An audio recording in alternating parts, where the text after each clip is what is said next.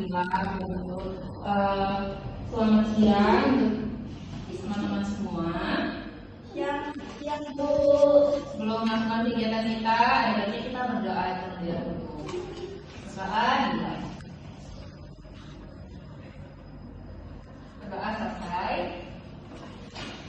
Nah baik, sebelumnya udah ada yang kenal sama saya? Belum.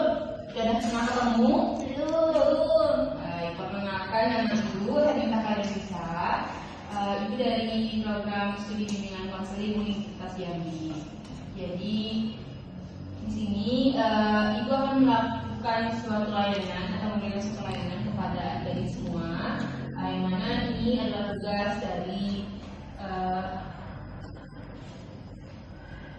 dari kuliah RPL layanan bimbingan konseling penguasaan konten. Jadi sebelum itu ibu akan mengabsen dulu siapa saja yang hadir pada hari ini. Rasika, Hadir. apa kabarnya hari ini Rasika? Baik. Masih semangat udah siang hari ini? Masih. Moodnya hari ini berapa? 75. Kenapa 75? Karena tadi nggak sempat makan. Oh nggak sempat makan. Sini belum makan berarti? Belum. Sekarang mau makannya nggak? Ada guys? Enggak. Kalau ada boleh. Dan kebetulan ibu bawa jam putih boleh nih. Ini mohon maaf ibu sambil minum karena kita habis makan siang juga ya. Ya. Nah selanjutnya Zahara Litasya. Hadir Bu. Apa kabarnya hari ini Zahara? Masih semangat? Bagaimana skor moodnya hari ini? 90. Wah semangat sekali ya. Selanjutnya Anggira Sasa Fitri. Hadir Bu. Apa kabarnya hari ini? Baik Bu. Masih semangat lagi? Tidak Bu. Kenapa? Moodnya berapa? Moodnya 60 Bu. Waduh, rendah sekali ya. Kenapa? Belum makan Bu. Belum makan. Nanti habis ini makan ya.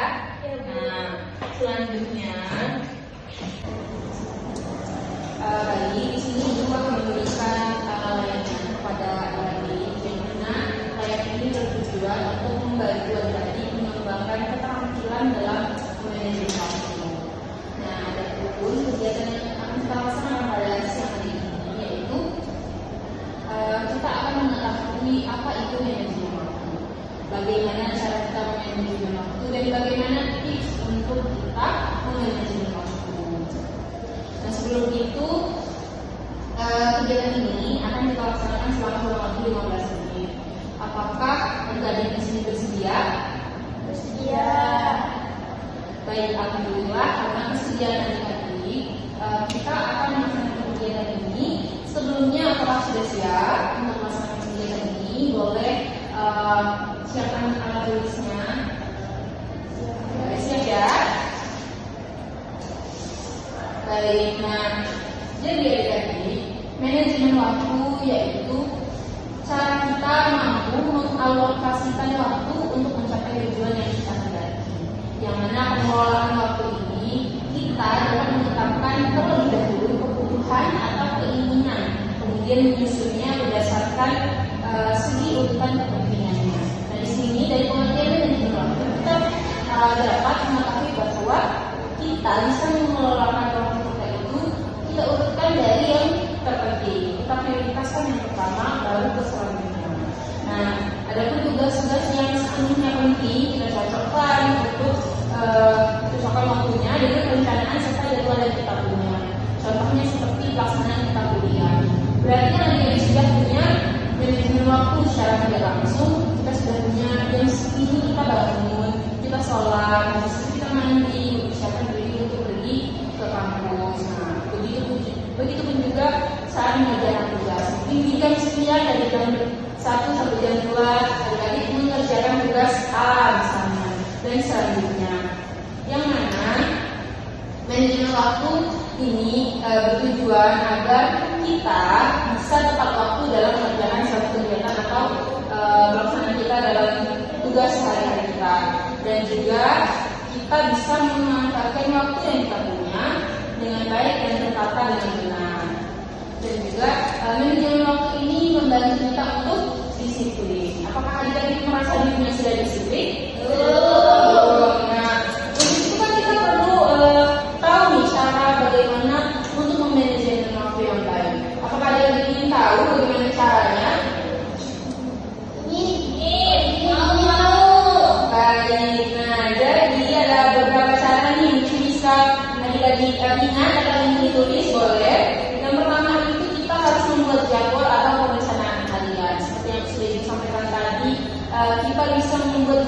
kemudian kita bangun tidur, selanjutnya kita sholat, kita sarapan dulu, kita siap-siap.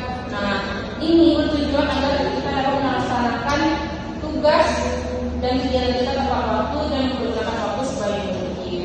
Nah, selanjutnya kita membuat target. Target di sini target harian pelaksanaan kita. Apakah pelaksanaan itu bisa berjalan sesuai dengan perencanaan atau jadwal yang kita buat tadi atau tidak. Selanjutnya kita prioritaskan urutan kegiatan yang akan kita kerjakan. Jadi pekerjaan yang prioritas pertama kali apa? Misalnya menyelesaikan tugas kuliah, itu prioritas.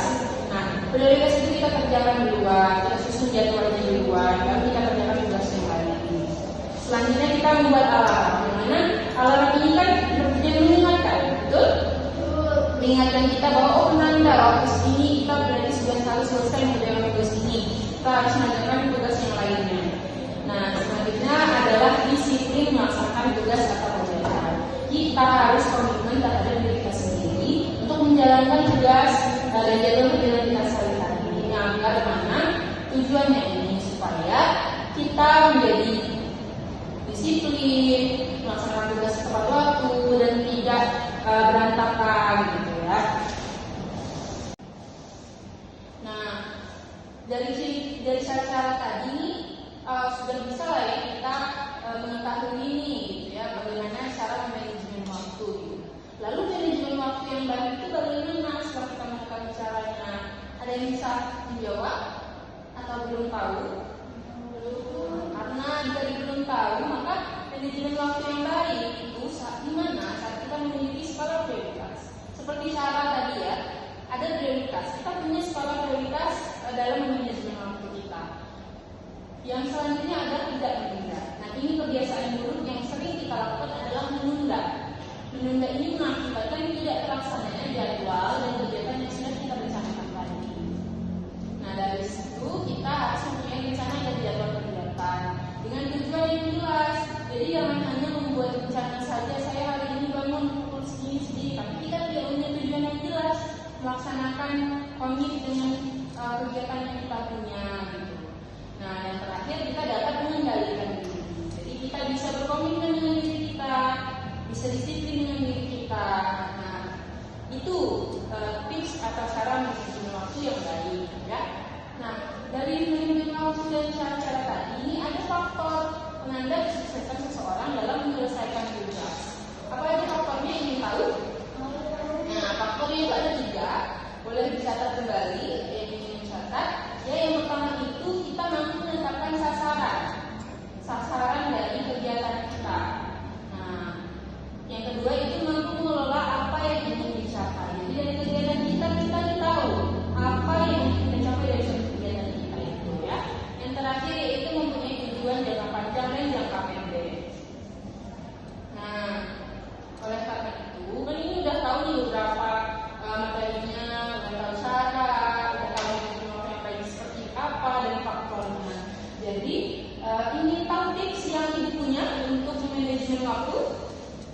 Adik-adik ingin tahu tipsnya? Nah, tipsnya ini tidak banyak, hanya 3 dan ini sangat mudah untuk diingat.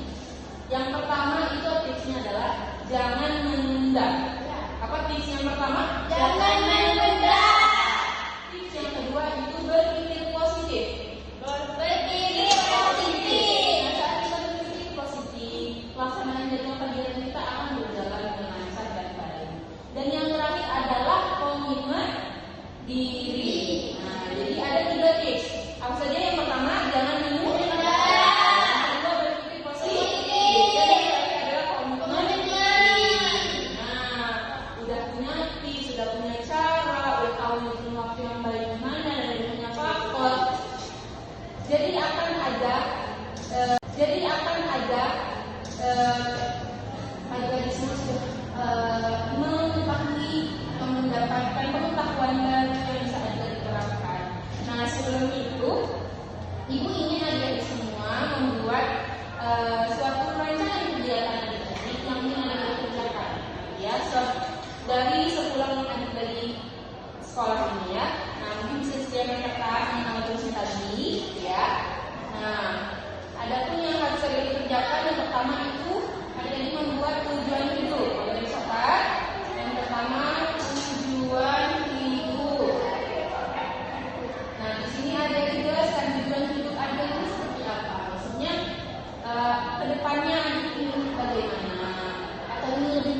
menuliskan dirinya ingin komit dirinya tidak menunda suatu pekerjaan lagi ya. Udah ditulis. Yang kedua itu menyusun prioritas. Jadi adik-adik itu susun prioritasnya dari apa yang pertama. Yang pertama misalkan saya harus bangunnya tepat waktu dulu misalkan seperti itu. Yang keduanya nanti saya harus menyelesaikan tugasnya dari mana ke mana. Paham ya yang menyusun prioritas ini ya? Yang ketiga membuat rencana kegiatan. Jadi bisa buat rencana kegiatan dari waktunya, hari, tanggalnya, tanggal berapa. Misalkannya besok berarti kan ya tanggal 4 Oktober 2023 dari pagi adik-adik sudah bangun pukul berapa dan seterusnya. Paham ya? Yang keempat kita membuat jadwal. Nah, kita sudah ada rencana kegiatan tadi. Kita buat jadwalnya agar perencanaan tadi ini sesuai dengan waktu yang kita punya. Dan yang terakhir, menghindari pembuangan waktu.